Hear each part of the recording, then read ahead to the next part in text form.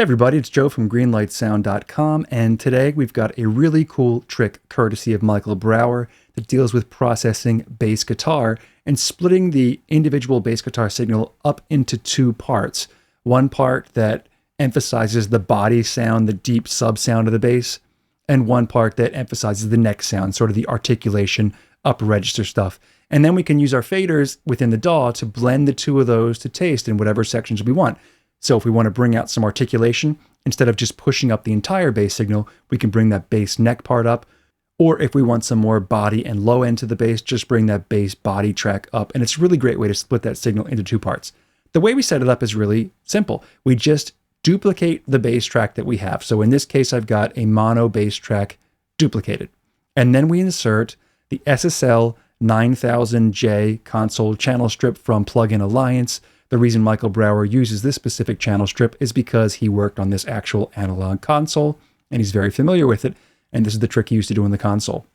Let's dive right into the setup of these plugins. There's going to be some filtering, some dynamics, and some EQ applied to both channels. Starting with the left plugin over here, this is the bass body channel. First, we've got some filtering. On our high pass filter, we've got nothing going on at all. So we've got the extended bottom range, nothing's being cut out of the bottom. On the low pass filter though, we are setting that at 3.8K. So nothing really above 3.8K is coming through all that much.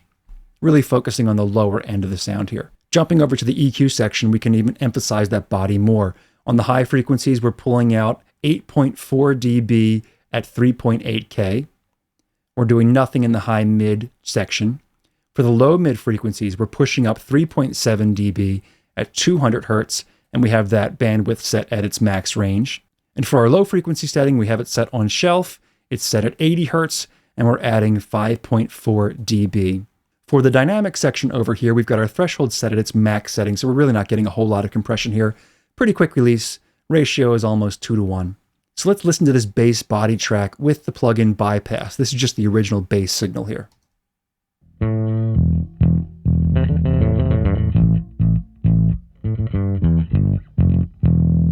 And then when I engage the plugin, we get all that low end focus.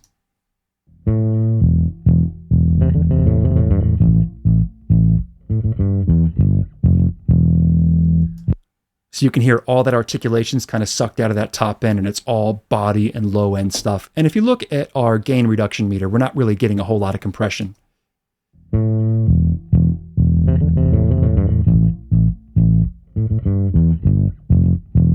Just the loudest low end notes triggering a couple dB of compression. So that's the bass body track. Now on the duplicate track here for the bass neck, we have the right side plugin here. We've got some more filtering going on. We've got our high pass filter set at 90 Hertz. So anything below 90 is being knocked out with the filter. Our low pass filter is set at 10K. Anything above 10K on the bass part is really going to be just kind of buzzy noise. So it's going to gently filter that stuff out. The rest of the EQ we have here, the high frequency, we're not doing anything.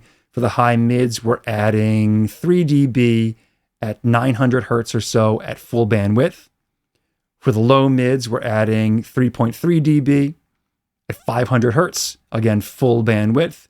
And for the low frequency, we're pulling out quite a bit, 6 dB at 83 Hertz. And that allows it to just emphasize all its energy on the upper range stuff.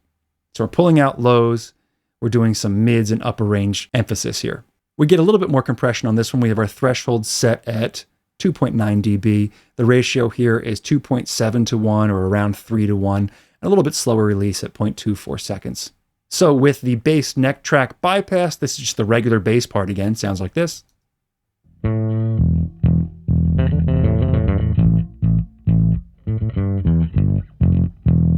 And with this engaged, we get all that sort of upper range emphasis.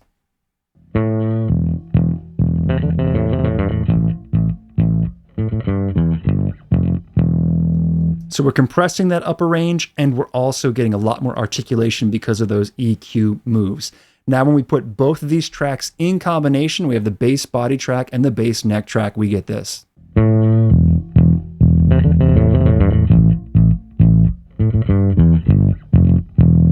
Now I want you to watch the bass body fader as I pull it down. If we're at a section of the song where we want to bring out more articulation and not have so much low end in it, we can just bring this fader down.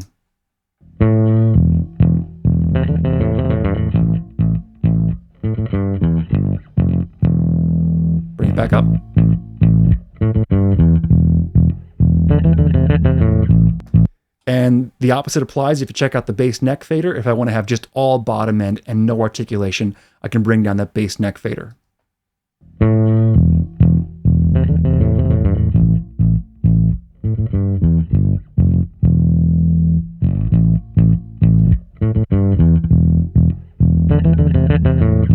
So we can take advantage of the characteristic sound of the body and the neck tracks here and automate them to be applied in different sections. If you got a little bass fill and you want to bring it out a little bit more, but not have the entire bass track come up and ruin your balance, we just bring up that bass neck track.